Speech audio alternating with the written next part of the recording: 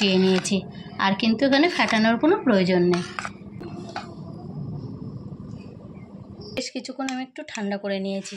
এবার কিন্তু এই সাইড দিয়ে কিন্তু একটু হালকা করে আমি ছুরি দিয়ে একটু কেটে নেব। ওটা সুন্দর হয়েছে এটা।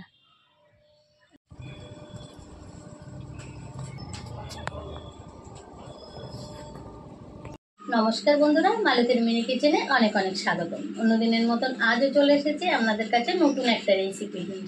আর আজ কিন্তু আমি আপনাদের একটা মিষ্টি রেসিপি তৈরি করে দেখাবো। সামান্য কিছু উপকরণ দিয়ে কিন্তু এই মিষ্টি রেসিপিটা আপনাদের কাছে বানিয়ে দেখাবো। খেতে কিন্তু বন্ধুরা দারুণ হয়, আর মুখে দিলেই কিন্তু মিলিয়ে যাবে। এই মিষ্টিটা খেতে এত মজার, একবার না বানিয়ে খেলে বিশ্বাসই করবেন না। চলুন তাহলে রেসিপিটা বানানো যাক। আর এই রেসিপিটা ভালো লাগলে প্লিজ একটা লাইক, কমেন্ট, শেয়ার ও সাবস্ক্রাইব করতে ভুলবেন না। সাবস্ক্রাইব করে পাশে থাকবেন আর পাশে থাকা বেল আইকনটা প্রেস করে দেবেন, তাহলে ভিডিও ছাড়ার সাথে সাথে নোটিফিকেশনটা আপনাদের কাছে গিয়ে আগে পৌঁছে যাবে। চলুন তাহলে রেসিপিটা শুরু করা যাক। দেখুন, রেসিপি বানানোর জন্য প্রথমে আমার লাগবে কিন্তু টক দই। তাই আমি এখানে প্রায় 500 মতন টক দই নিয়েছি। আর এই টক দইটা প্রথমে আমি একটু ছেঁকনির মধ্যে এরকম ঢেলে দেব, দিয়ে কিন্তু জল ঝরিয়ে নেব। দেখুন, একটা ছেঁকনিতে কিন্তু টক দইটা আমি ঢেলে দিলাম। বেশ আমি 10 মিনিটের জন্য এই ছেঁকনির মধ্যে আমি রেখে দেবো, তার মধ্যে জলটা ঝরে যাবে। গ্যাসটা ধরিয়ে দিলাম আর একটা কড়া বসিয়ে দিলাম। আর এই কড়ার মধ্যে কিন্তু প্রথমে আমি দিয়ে দেবো, এখানে আমার 250 মতন দুধ আছে। এই দুধটা আমি প্রথমে দিয়ে দেবো। এই মিষ্টিটা বানানোর জন্য কিন্তু আমাদের দরকার কনডেন্স মিল্ক। আর এই হাতের কাছে যদি কনডেন্স মিল্ক না থাকে, তা আপনারা কিন্তু এটা বাড়িতে বানিয়ে নিতে পারেন। কিছুটা দুধ,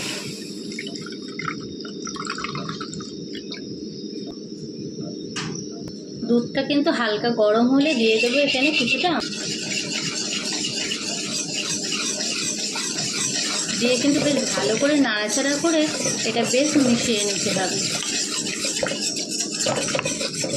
দিয়ে দেবো হাফ বাটি মতন চিনি। এখানে আমি দিয়ে দেবো হাফ বাটি মতন চিনি।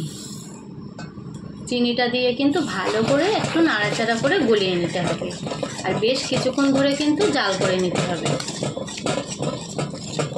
মিল্ক কিন্তু একদম রেডি হয়ে গেছে। আর এর ভিতরে কিন্তু আমি দিয়ে দেবো 1 চিমটে খাবার সোডা। 1 চিমটে খাবার সোডা দিয়ে দিলাম। দিয়ে কিন্তু আর জাল করব না, এটা কিন্তু আমি গ্যাসটা অফ করে দেব। দিয়ে ভালো করে কিন্তু এর সঙ্গে মিশিয়ে নেব।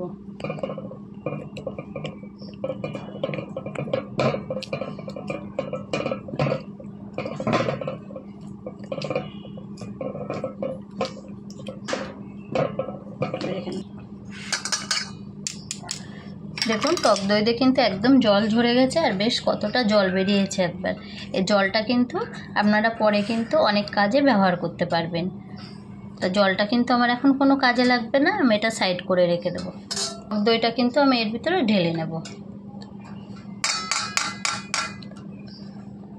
টক দইটা কিন্তু এর ভিতরে আমি ঢেলে নিলাম। এবার এর ভিতরে কিন্তু এই কনডেন্স মিল্কগুলো দিয়ে দেবো।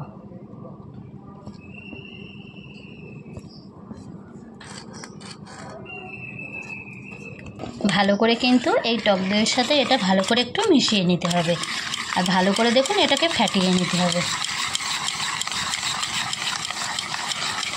টক দইটা কিন্তু বেশ ভালো করে ফেটিয়ে নিয়েছি, আর কিন্তু এখানে ফেটানোর কোনো প্রয়োজন নেই। টিনের মোল নিয়েছি, আর এই কেক টিনের মোলের মধ্যে কিন্তু একটা এরকম সাদা কাগজ বসিয়ে দেবো। দেখুন, একটা কাগজ কিন্তু ভালো করে বসিয়ে দিলাম, তাহলে কিন্তু মোলের গায়ে আর লেগে যাবে না, আর তুলতেও কিন্তু সুবিধা হবে। এবার আমি এই ব্যাটারটা পুরো ঢেলে দেবো এর ভিতরে।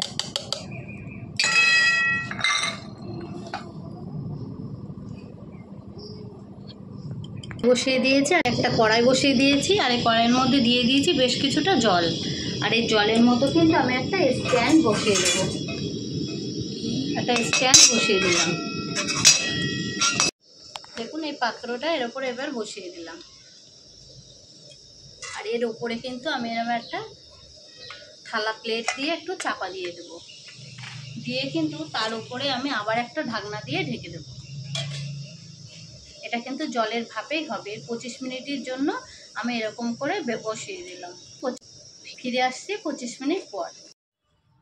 দেখুন বন্ধুরা, 25 মিনিট পরে কিন্তু আমি ফিরে এলাম। 25 থেকে 30 মিনিট কিন্তু আমার এটা বেক করতে সময় লেগেছে। আর এটাকে আমি একটু ঠান্ডা করে নিয়েছি। এবার আমি ডিমোল্ড করে নেব। বেশ কিছুক্ষণ আমি একটু ঠান্ডা করে নিয়েছি। এবার কিন্তু এই সাইড দিয়ে কিন্তু একটু হালকা করে আমি ছুরি দিয়ে একটু কেটে নেব।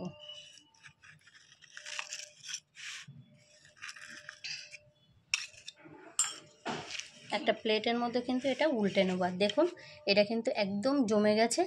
আর একটা ছুরি দিয়ে আমি চেক করে দেখাচ্ছি, ছুরির গায়ে কিন্তু কোনো কিছুই লেগে থাকছে না, মানে এটা পারফেক্ট কিন্তু হয়ে গেছে।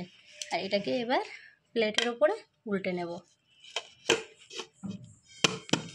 করে নিলাম আর সহজেই কিন্তু এটা উঠে যাবে। দেখুন কত সুন্দরভাবে কিন্তু এটা জমে গেছে। আর উপর থেকে এই কাগজটা কিন্তু তুলে দেব।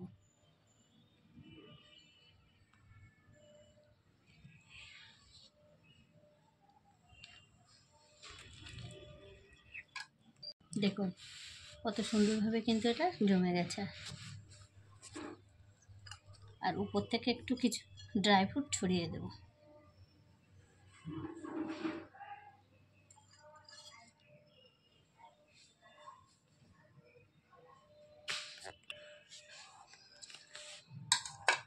আর এটাকে একটু কেটে নেব। কেটে দেখাচ্ছি আপনাদের কতটা পারফেক্ট হয়েছে এই মিষ্টিটা।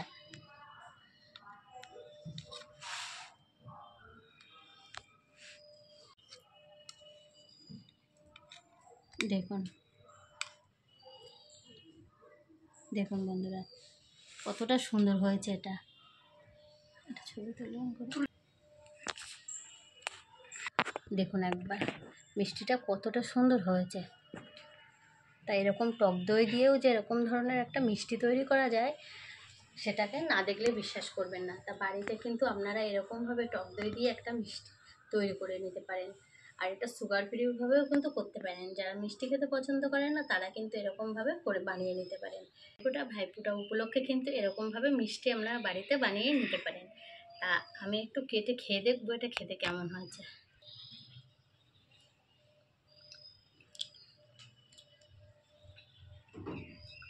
বন্ধুরা এই টক দইয়ের মিষ্টিটা কিন্তু দারুণ হয়েছে খেতে।